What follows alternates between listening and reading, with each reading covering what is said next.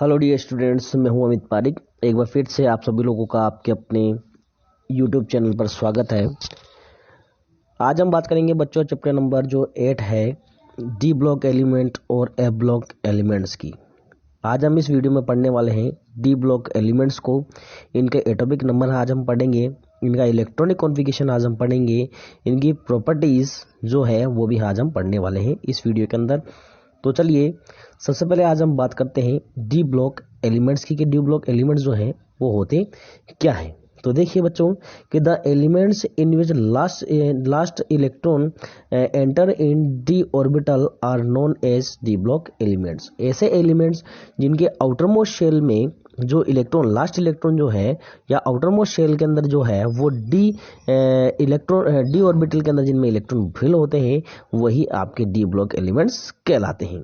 ठीक है, नेक्स्ट चलते हैं इन पीरियोडिक टेबल के अंदर they are placed between s block and p block. Periodic table जो है बच्चों, पीरियोडिक टेबल हमारे इस तरीके से पीरियोडिक टेबल होती है और नीचे इसके नीचे जो है ये लेंथेनाइड और रेक्टिनाइड सीरीज अपने रहती है।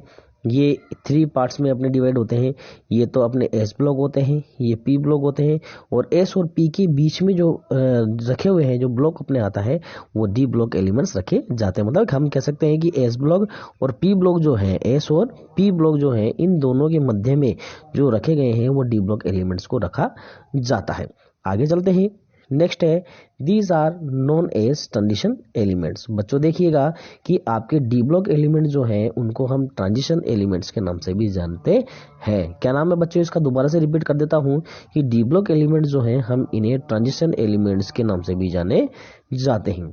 आगे है there are 4 series of transition elements. यहाँ पर ट्रांजिशन एलिमेंट्स की जो सीरीज है यहाँ पर 4 तरीके की सीरीज हमारे दी हुई है। एक तो 3D सीरीज दी हुई है, एक 4D सीरीज दी हुई है, एक 5D सीरीज यहाँ पर दी हुई है और एक 6D सीरीज आप लोगों के यहाँ पर दी हुई है। तो ये 4 सीरीज जो है आप लोग यहाँ पर बताई हुई कौन कौन सी? 3D, 4D, 5D and 6D series आप लोग यहाँ पर बताई हुई है। ठीक है, नेक्स्ट चलते हैं यहाँ पर इनकी प्रॉपर्टीज की हम लोग बात कर लेंगे। यहाँ पर प्रॉपर्टीज की बात करते हैं तो बच्चों सबसे पहले हम लोग यहाँ पर देख लेते हैं कि डी ब्लॉक एलिमेंट जो है ये किस प्रकार से आप लोग यहाँ पर दिए हुए हैं और डी ब्लॉक एलिमेंट्स के अंदर कौन कौन से एलिमेंट्स आपके यहाँ पर रखे हुए हैं। तो जिस तरीके से दोस्तों मैंने आप लोगों को अभी कहा था बच्चों कि क्या नाम से हमारे जो डी ब्लॉक एलिमेंट्स जो हैं ये हमारे 4 सीरीज के अंदर डिवाइड किए हुए हैं।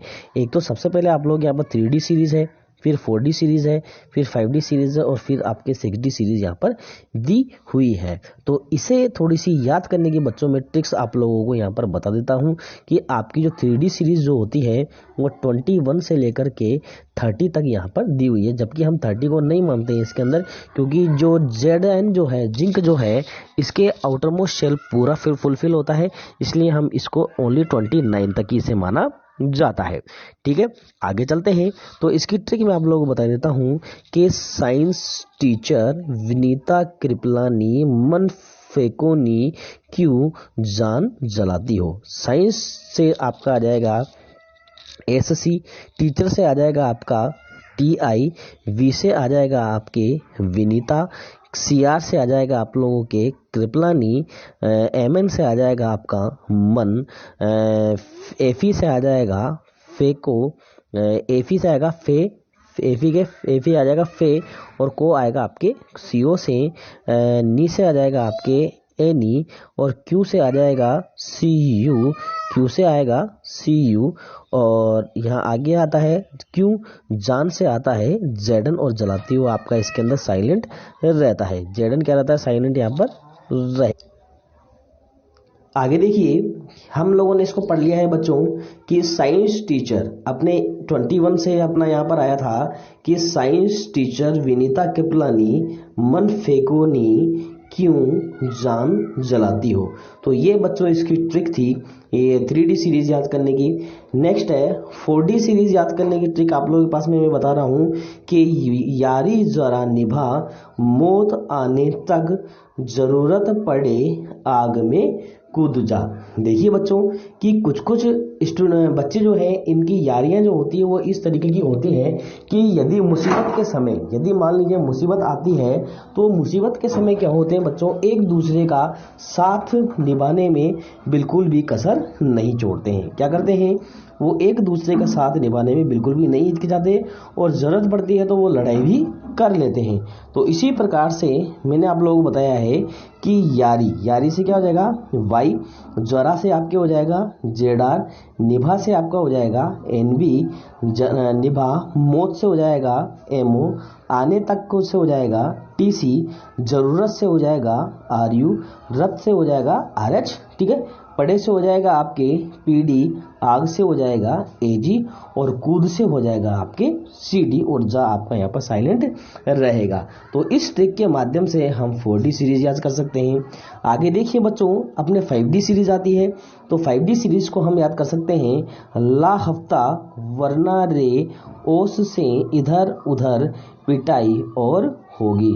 ला से आपका एले, हफ्ता से आपके एचएफ, ता से टी, वरना से डब्ल्यू, रे से आरई, ओ से ओ एस और इधर से आईआर, पिटाई से पीटी और से एयू, होगी से एचजी यहाँ पर आपका आता है। तो बच्चों इस ट्रिक के माध्यम से हम 3D सीरीज को याद कर सकते हैं। आगे चलते हैं 6D सीरीज पर। कौन सी सीरीज पर चलते हैं? 6D सीरीज पर हम यहाँ पर चलते हैं। तो देखिए 6D सीरीज के आप लोग यहाँ पर जो अभी हैं ये कोई भी यहाँ पर आपकी ट्रिक इसमें नहीं दी हुई है, ये चीज़ अभी हम इसको यहाँ पर ड्रॉप करते हैं। आगे आने वाले वीडियोज़ में जो है मैं इसको ट्रिक को ये इस सीरीज को आराम से और एक अच्छी ट्रिक से मैं आप लोगों को समझा देता हूँ। अभी हम सिर्फ यहाँ पर बात करने वाले हैं ओनली 3D सीरीज की। कौन सी सीरीज की बात करने वाले बच्चों? हम 3D सीरीज की बात करने वाले। जब इनकी बात करेंगे तब हम इनकी आगे बात करेंगे। अभी मैंने आप लोगों को 3D सीरीज बता दी, 4D सीरीज बता दी और 5D सीरीज बता दी है। इनकी ट्रिक्स मैंने आप लोगों को बता दी है याद करने की, और किस तरीके से आपको इनको याद करना है वो भी मैंने आप लोगों को बता दिया है। नेक्स्ट चलते हैं बच्चों इसकी प्रॉपर्टीज की अपन बात कर रहे थे, वो प्रॉपर्टीज के बारे में हम यहाँ पर आते हैं। चलिए बच्चों आगे है इनकी electronic configuration of D block elements. इनका इलेक्ट्रॉनिक कॉन्फ़िगरेशन किस तरीके से हम लोग इसको लिखते हैं? तो देखिए इनका इलेक्ट्रॉनिक कॉन्फ़िगरेशन हो जाएगा कि सबसे पहले अपने जो फर्स्ट सीरीज जो होगी 3D सीरीज जो है, हम यहाँ पर 3D सीरीज की बात करते हैं और 3D सीरीज ही आपके यहाँ पर सिलेबस में दी हुई है। तो देखिए सबसे पहले अपने एलिमेंट्स का नाम आता है यहाँ पर scandium, titanium, vanadium, chromium, manganese, iron, cobalt, nickel, copper और जिंक। कौन सा है? Scandium, titanium, vanadium, chromium, manganese, iron, cobalt, nickel, copper और जिंक। अब स्कैंडियम को बच्चों अपन SC से डिनोट करते हैं, टाइटेनियम को अपन TI से डिनोट करते हैं, वेनेडियम को हम V से डिनोट करते हैं, क्रोमियम को हम CR से डिनोट करते हैं, मैग्नीज को हम Mn से डिनोट करते हैं, आयरन को हम Fe से डिनोट करते हैं, कोबाल्ट को हम CO से डिनोट करते हैं, निकल को हम Na से, कॉपर को Cu से और जिंक को हम Zn से डिनोट करते हैं। यहाँ पर स्कैंडियम का जो है 21 एटॉमिक नंबर होता है, टाइटेनियम का 22, वेनेडियम का 23, क्रोमियम का 24, Mn का 25, Fe का आपके 26, कोबाल्ट का आपके हो जाता है 27, निकल का हो जाता है 28, कॉपर का हो जाता है 29 और जिंक का यहाँ पर इलेक्ट्रॉनिक जो आपके एटॉमिक नंबर जो होता है बच्चों वो होता है 30। ठीक है, तो ये एटॉमिक नंबर की हमने बात कर ली, इनके सिंबल्स की बात कर ली और इनके नेम की हमने बात कर ली है। नेक्स्ट हम फाइनल बात करते हैं इनके इलेक्ट्रॉनिक कॉन्फ़िगरेशन की, क्योंकि मेन जो है हमारे इनके पास में वो इलेक्ट्रॉनिक कॉन्फ़िगरेशन जो है ये है। कंपटीशन एग्जाम होते हैं उनके अंदर भी इलेक्ट्रॉनिक कॉन्फ़िगरेशन यहाँ से पूछा जाता है, और यदि आपके यहाँ से क्वेश्चन बनता है तो वो भी यहाँ पर एक अच्छा क्वेश्चन बनता है इलेक्ट्रॉनिक कॉन्फ़िगरेशन से, कि किसी भी एलिमेंट का आप लोगों को नाम दे दिया जाएगा, उसका एटॉमिक नंबर और आपको उनका इलेक्ट्रॉनिक कॉन्फ़िगरेशन यहाँ से पूछा जाता है, या एटॉमिक नंबर दे देता है तो आपके यहाँ से उसका नाम और इलेक्ट्रॉनिक कॉन्फ़िगरेशन यहाँ से पूछ लिया जाता है। अब देखिए बच्चों मैं आप लोगों को बता दूं कि इनका जो इलेक्ट्रॉनिक कॉन्फ़िगरेशन वो चलेगा वो लास्ट में 3D और 4S इसमें रहेगा। क्या रहेगा बच्चों? में लास्ट जो सीरीज रहेगी इनकी 3D और 4S सीरीज इनकी रहेगी। तो फर्स्ट एलिमेंट जो है अपने 21 एलिमेंट जो है स्कैंडियम जो है, इसका इलेक्ट्रॉनिक कॉन्फ़िगरेशन हो जाता है 1s2, 2s2, 2p6, 3s2, 3p6, 3d1 और 4s2।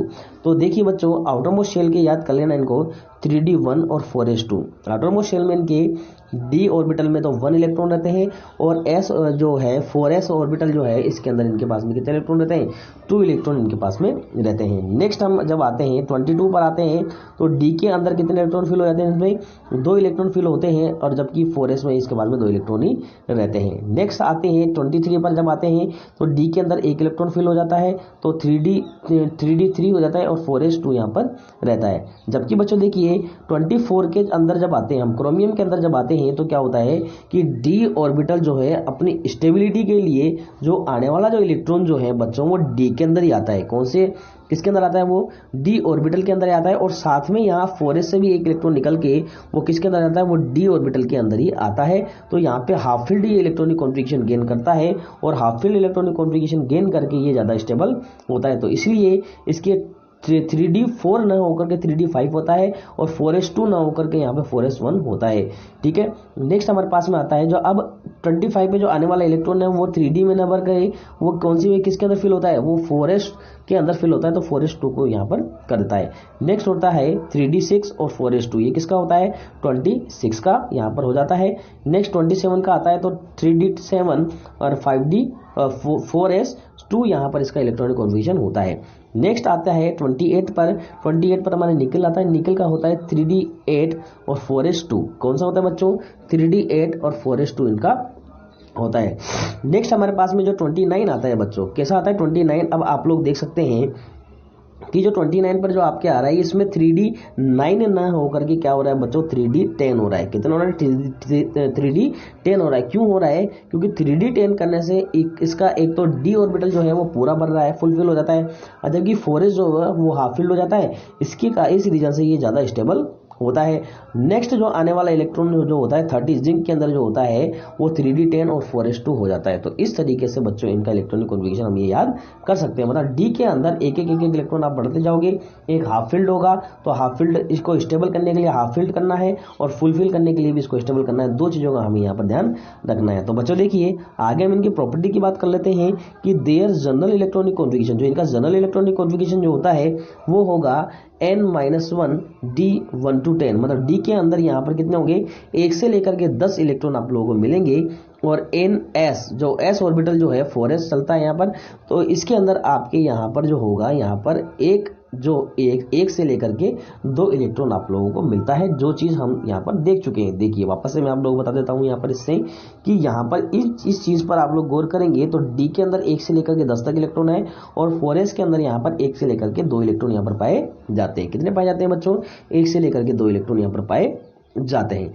नेक्स्ट बात आती है कि यहाँ पर एक एक्सेप्शनल केस है आपके कॉपर। क्या होता है बच्चों, कॉपर जो होता है, कॉपर के अंदर 3d10 4s1 इसका इलेक्ट्रॉनिक कॉन्फ़िगरेशन होता है। इन क्रोमियम के अंदर 3d5 और 4s1 इलेक्ट्रॉनिक कॉन्फ़िगरेशन। क्यों होता है, क्योंकि all other elements have 2 electron in 4s, और इनके अलावा जो अदर एलिमेंट्स जो है वो 4s के अंदर 2 इलेक्ट्रॉन रखते हैं। 4s सब सेल में 2 इलेक्ट्रॉन रखते हैं। क्यों रखते हैं, क्यों, इसका रीजन क्या है, इसके 2 रीजन जो है वो नीचे आप लोगों के दिए हुए हैं। पहला रीजन आप लोगों को दिया हुआ है कि half filled and fulfil orbitals are more stable than other configuration. Half filled और फुलफिल जो आप लोगों के ऑर्बिटल्स जो है वो ज़्यादा स्टेबल होते हैं, जबकि जो कम हाफ फील्ड से कम और फुलफिल से कम होते हैं वो बहुत कम स्टेबल होते हैं। जबकि आपको ध्यान रखना है कि हाफ फील्ड और फुलफिल जो ऑर्बिटल जो है वो ज़्यादा स्टेबल रहते हैं। इनके कारण 3d के अंदर 4s से एक इलेक्ट्रॉन निकल करके 3d10 हो जाता है तो हाफ फील्ड फुलफिल हो जाता है, और 4s जो होता है वो हाफ फील्ड यहाँ पर हो जाता है। इसी तरीके से ये 3d4 ना होकर के 3d5 हो जाता है, हाफ फील्ड हो गया, और ये 4s भी यहाँ पर क्या हो जाता है, हाफ फील्ड हो जाता है। तो ये ज़्यादा स्टेबल यहाँ पर हो जाते हैं। तो इसी स्टेबिलिटी के लिए इनके पास में 3d5 और 4s1 इलेक्ट्रॉन इनके अंदर पाए जाते हैं। नेक्स्ट रीजन इसका यहाँ पर दिया हुआ है कि there is less different in energy between 3d and 4s subshell. यहाँ पर जो एनर्जी लेवल का जो डिफरेंस जो होगा बच्चों किसमें, 3d और 4d सब सेल के अंदर जो एनर्जी लेवल का जो डिफरेंस होगा वो बहुत कम होता है, जिससे कि क्या नाम से इजीली एक इलेक्ट्रॉन दूसरे ऑर्बिटल के अंदर जा सकता है। तो इस रीजन से भी यहाँ पर इन इलेक्ट्रॉनों का ट्रांसफर यहाँ पर आसानी से हो जाता है। आगे देखिए यहाँ पर है properties of transition elements, transition elements की क्या प्रॉपर्टी है वो देखिए, these are all metals and are good conductor of heat and electricity. ये सभी क्या है बच्चों, ट्रांजिशन जो एलिमेंट्स जो है ये सभी क्या है, मेटल्स हैं, और हीट और इलेक्ट्रिसिटी के क्या होते हैं, सभी गुड कंडक्टर होते हैं। नेक्स्ट सेकंड चलते हैं, they do not show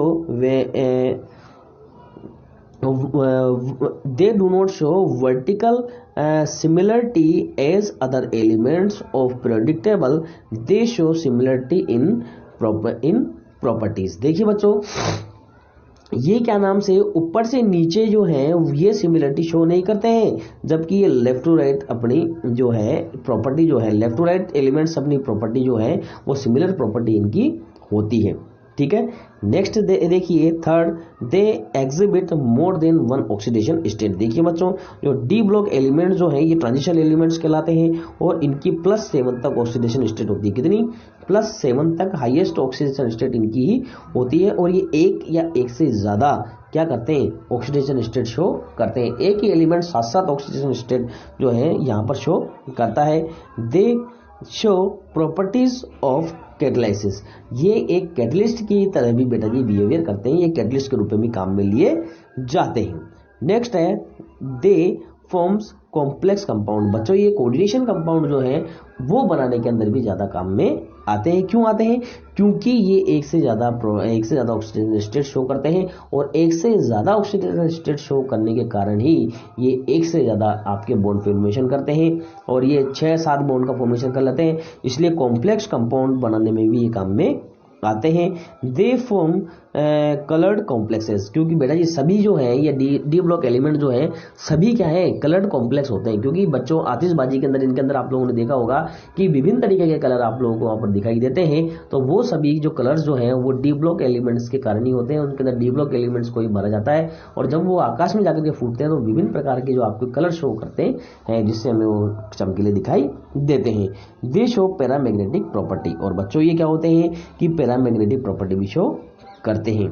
they forms many type of alloys, और ये क्या है बच्चों, एलॉयज का मतलब होता है मिश्र धातुएं, मतलब एक मेटल को दूसरे मेटल में मिला करके एक मिश्र धातु में बनाई जाती है जो बहुत ज्यादा हार्ड होती है। और आजकल जो क्या नाम से गाड़ियों के एलोव्हील्स जो हैं वो अभी एलॉयज से ही बनाए जाते हैं, जिससे कि क्या होती है वो मजबूत होते हैं और टिकाऊ भी रहते हैं।